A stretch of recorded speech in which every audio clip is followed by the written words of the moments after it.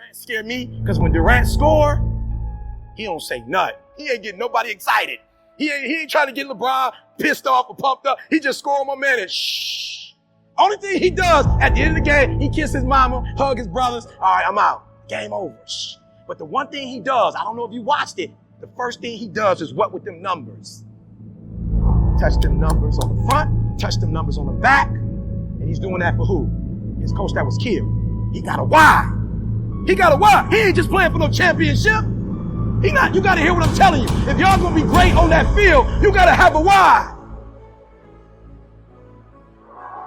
You got to have a reason for why you do what you do. All he keep thinking about is, I'm going to get one for my coach. That's why he ain't all smiling. Because why? He not smiling because what he's trying to accomplish, he has not what? He ain't got it yet. Y'all better start watching these games, bro, because you're going to need to do what these champions doing if you're going to be a champion. The problem with some of y'all, the reason why you don't give 120% every doggone time you get on the field, because you ain't got a why for what you do. You ain't got a why. So because you don't live long, you don't have time not to make your dreams and goals become reality. Every single day, because you don't know how long you have, every single day should be about what can I do? What can I have? What can I be? And you got to hang out with other people who are on the same trajectory you're on. Anything you could think of, if you could actually think of it, it means you can do it. There is no dream that's too big. There is nothing that you can think of in your head that you can't do. Listen to me closely. Everybody want to win. Everybody want to be on the winning team. Everybody want to win, but everybody don't want to work. Everybody want the reward, but everybody don't have to want to work. We all got to work. You have to make a decision that nobody in your position will outwork you. You here now. You here now. You finally made it. And this is where you break up. This is where you start chilling. This is where you get comfortable. You made it now. This is where you make it permanent. Why do you wake up in the morning? Why do you put on that jersey? Why do you go out and practice? What's your why? I'm about to give everything I got, and I will know if I don't get another gig, it won't have anything to do with the fact that I didn't put everything on the field. You better grow up and get to the point as a man that if you ever get beat, you better get beat by somebody that's just purely more talented than you are. You better not ever get beat by somebody because you beat yourself. At the end of the day, your superpower is when you are your authentic self. That's your superpower, is when you're you. If I'm going to be like anybody else, it's not going to work. And at the end of the day, if you are your authentic self, that's the 1%. There's 1% of us that don't care about what nobody else say or think about us. We're going to be our authentic self. That's what the 1% is. I'm number one. Why? Just because I'm being myself at all costs. It does not take talent. You don't have to be talented. You don't have to be gifted. You don't have to be the quickest, the strongest. You don't have to be the most intelligent to get to where I am. That's what you got to do. You just got to grind, though. Your grind. Listen to me. You might come from privilege. Your daddy might hook you up with a car. He might know people. He might be able to get you a job. But you will not outwork me.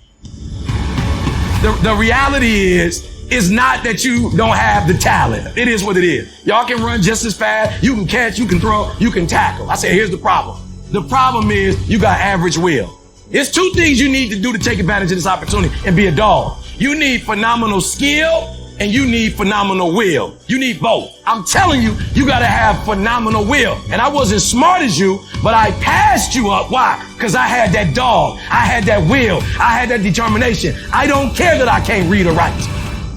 Like I failed English twice in college. I still got a 4-year degree. Took me 12 years, but that dog, that will. I said, if God gave me the ability to get up, it might take me 5 days to do what it take you to do in 1 day, but I'm gonna do it in 5. It may take me 4 weeks to read a book that you can read in a week, but I got that dog. And guess what happens?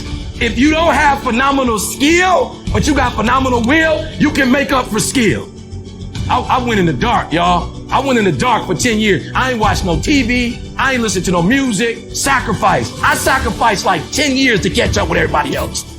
Like for real, ADHD. I had a learning disability when I was younger. Like I overcame all of that with that dog. I overcame all of that with will. So I cut the TV off. I cut off intramural sports. I cut off everything. I cut it off. I'm up at 3 o'clock in the morning praying, and after that, I'm reading, I'm studying.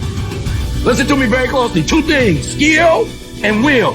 Like you only had a small dream. You had a dream of a house and a car and to take care of your mama. All that is done. So what you playing for? What you playing for? You ain't playing for nothing. That's why they beat you. Discipline is doing what you said you were going to do when you don't feel like doing it when you felt like doing it in the first place. That's all it is. When you first start playing this game, when you fell in love with it, you was just like, let's go, let's go, let's go. But then stuff's gonna happen. Like, I gotta dig deep now and go a little harder. I actually went harder. You gotta discipline yourself, and you gotta learn that when you don't feel like it, you must still do it or actually go harder when you don't feel like it. Because out of 365 days, there are going to be days you don't feel like getting up. There are gonna be days you don't wanna work out. There's gonna be days you don't wanna watch film. There's gonna be days that you don't wanna practice. There are gonna be days you might not even wanna play. There might be days you don't even feel like getting in the game. But listen to me very closely. Champions, if you wanna make it to the next level, you gotta win in the dark before you can win in the light. All of us can go buy a car, but all of us can't get up in the morning and grind. I'm not that guy that just started off and had everything together. It's like I learned, I grew, and got better. So I'm a living example that you don't have to be born number one to be number one. You can be last, born last, but through hard work, determination, you can work your way up to number one.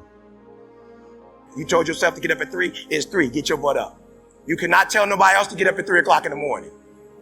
You can't tell nobody else how they need to grind. They grind look like they grind. You can't tell nobody, you need to get up early. Maybe they don't, who knows? You know what you need to do, you gotta have a say for you. So if you're gonna separate yourself, growth is the greatest separator between men. As you grow, right? You see CP3, leadership, growth. You see the way he handles himself, growth. So I'm asking, what sacrifices are you willing to make? Everybody want what you want. Everybody want to go to the league. Everybody want to take care of their family. Everybody want to be a celebrity or whatever you want to be, right? What are you willing to give up for it? What are you willing to sacrifice? That's next level. That's saying that although I'm already great at what I do, I'm ready to dig deeper. I'm ready to do something. I'm ready to make another sacrifice. I'm ready to go somewhere everybody else ain't ready to go. Why? Because I'm ready to take it to the next level. No matter what has happened to you, no matter what somebody said to you, no matter what somebody did to you, I need you to walk away knowing you are one of one. Strive for perfection. Don't mean you got to be perfect, but strive for it. People tell me all the time, oh, you got this thing, this image. You trying to be 1,000%. I'm trying to be perfect. 1,000%. It don't mean I'm not trying to dog you out. I'm not judging you. I don't even think I'm better than you, but I am striving for perfection. I am. I'm definitely not trying to be the same version of Eric Thomas I was last year or the month before. I'm definitely, if you knew me 5 years ago, you better take a picture.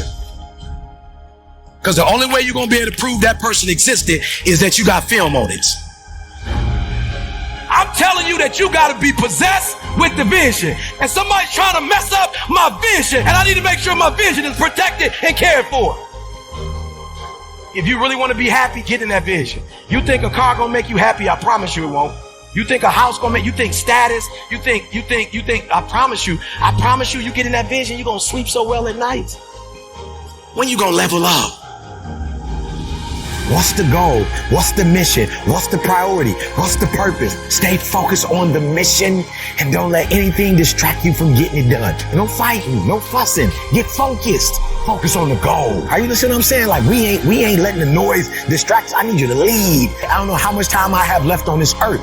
So I have to focus on, you have to focus on what's the goal? What's the mission? What's the priority? What's the purpose? Opportunity. You have an opportunity of a lifetime. When you understand you have an opportunity, you play a little different. When I dropped out of high school and I started going to this church and let me speak, I picked up the mic. I was 16 years old. I picked up the mic. I'm not going to say it was the best speech I ever did, but when I picked up that mic and got off that stage, I was like, yep, I can do it. So hear what I'm saying. Opportunity. I got an opportunity. You got an opportunity. So here's the deal. When you have an opportunity, why would you give 80%? Why would you give 80%, 70%? Why wouldn't you always give 120%? It's sports, it's basketball. Why wouldn't you give 120%? You can't dictate if the ball gonna always go in. You can't dictate what kind of game you're gonna have. You can't dictate how your body is gonna respond to moving around. But you can dictate your what? You can dictate your good. You can dictate your, you can always give 120% effort. And every day I want you to wake up and not just go, I'm sweet like that. I want you to go, I'm not just going with skills. There's a one type of dude who feel like because he's gifted that it's just an automatic road for him. Let me tell y'all something. You are gifted, but you gotta humble yourself. You gotta understand that pride comes before a fall. You may get it, but right now what? Oh, I can't hear y'all. You may get it, but right now what? You don't have it. That's not what gets you in the league. Not what you were born with. You got skill and you got will. You got skill and you got will. Two total different things. You were born with certain things, but to get to the next level, and not just get to the next level, to stay at the next level, you gotta have will. So when you play, you have to compete. I'm a high school dropout. My daddy wasn't in my life. But I found out I had a gift, then I found out your gift shall make room for you. And I'm like, you mean to tell me if I perfect this, I can eat and my kids can eat and my kids' kids can eat? From today on, you play whatever your best game is, you play that level every single time.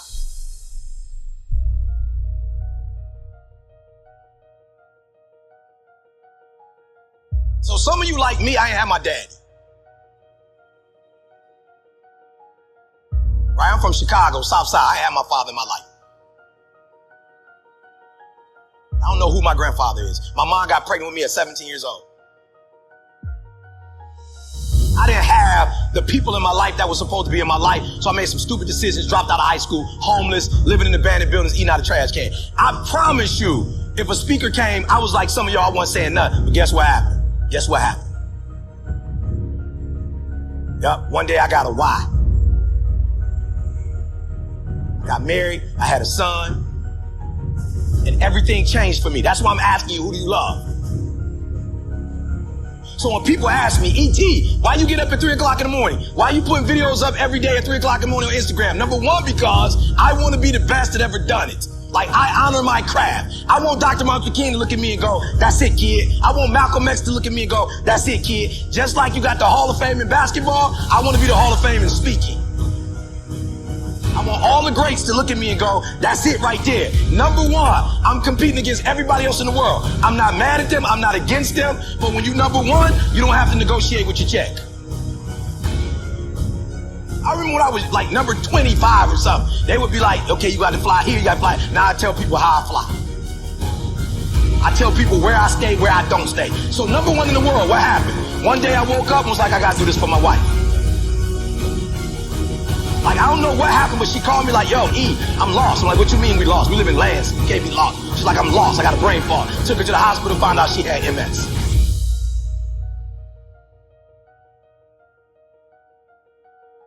The doctor was like, look, this is the one thing we can tell you. Stress caused MS. I told my girl, you will never work again. My son, I didn't go to college. When you finish high school and go to Michigan State, I'm cashing you out. I found out I had a gift. I started thinking about what my mom need, what my sisters need, and a lot of y'all, you selfish, flat out. How many of you in this room? Some of y'all, you good. You don't make it to the league, you tight work. That ain't all y'all. How many of y'all, your mama really need you to go to the league? Let me see your hand. Hands down, I'm gonna say it again. How many of y'all need to move your mama out that neighborhood and y'all need to put your mama in another neighborhood and the league is how you gonna get there? Let me see your hand. So what I'm trying to tell you is, while you playing, it might be some cats in the league who really are going, or who do come from privilege, and you like thinking you them. I promise you, I ain't stupid. I ain't Tony Robbins. I don't come from where he come from. I don't come from where Kiyosaki come from. I don't come from where Zig came from. My mama barely finished Dunbar. I'm from the south side of Chicago. I ain't had no safety net. You acting like if you don't make it to the NBA, you got like some second opportunity that's gonna pay you $100 million. How many of you are in the room right now, your mama got a safety net. So other than you making it to the league, you got another way where you about to make 100 mil. Let me see your hand real quick. For real, because that's what you acting like. Now, if your parents got that, hey, you good. But some of you, your mama ain't got that. So when you hoop from now on, I don't want you to see basketball. I want you to see your mama getting out the hood. So every time you get your handle straight, your mama is that closer to doing what? Every time you get your character straight, you heard what the man said. He said that they got to choose between the two of y'all. They not choosing the snotty-nosed dude who think he everything, who don't speak to people. You know, when they always pick me, I always ask, why y'all pick me and not the other speakers? They say, because you easiest to work with. Because when you come, you don't talk down to nobody. You clean up behind yourself. He just said, I'm a grown man. They say you clean up behind yourself. You don't cause problems. Number one, this is not about basketball. This is about who? Yourself, and then who? Your family. So the days you don't feel like working out, it's easy. How do you get motivated? How you get pumped up? You think about mama and that feeling on draft day. And which one is more important? You get some rest or mama coming to the draft? I'm just being real. Which one is more important? So somebody locking you down, you trying to score and they locking you down. Like in your mind, you got to go, uh-oh, this ain't just about me getting locked down. This is about mama not having what? This mama not having what? Food. So at halftime, when coach go back over the stuff, when you come out, what you got to do? You got to kill. I just told y'all, this is how my man eats. This is how my grandkids gonna eat. He doing his own personal thing. This is how we eat. This ain't no motivational presentation. This is how my mama eat right now. This is how my wife never have to go to work again. This is how we live on the West Coast and on the East Coast. And I ain't no baller. And I ain't making millions of dollars. But my gift is making room for me. Every time I get on 3 o'clock in the morning, I'm killing them. Tony Robinson can't keep up. He's a phenomenal speaker, but he ain't from the shy. He can't keep up. My motor, I'm killing them.